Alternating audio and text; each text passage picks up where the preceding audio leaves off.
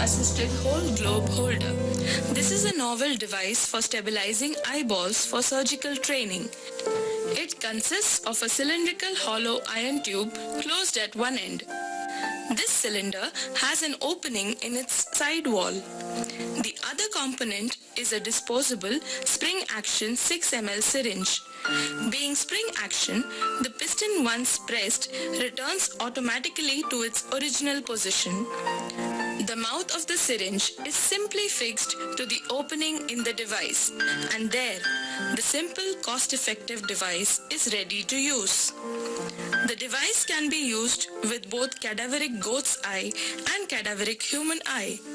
The eyeball is placed over the open mouth of the assembled device.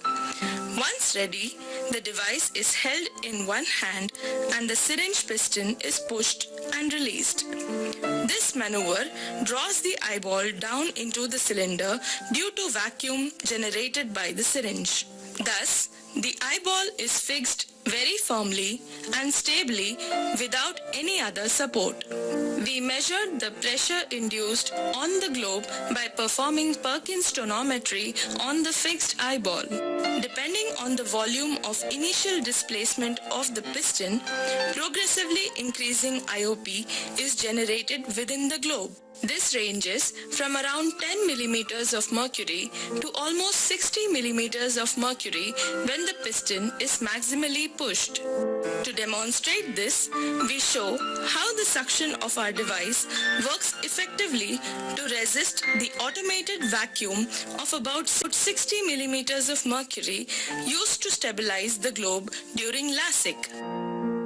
The device does not loosen its hold and gets lifted up along with the eyeball. As against this, a conventional globe holder, which appears to fix the eyeball reasonably well, puts up no resistance whatsoever to the automated suction and releases the globe with great ease. Here we see how a collapsed globe becomes completely formed and firm by fixing it on our device.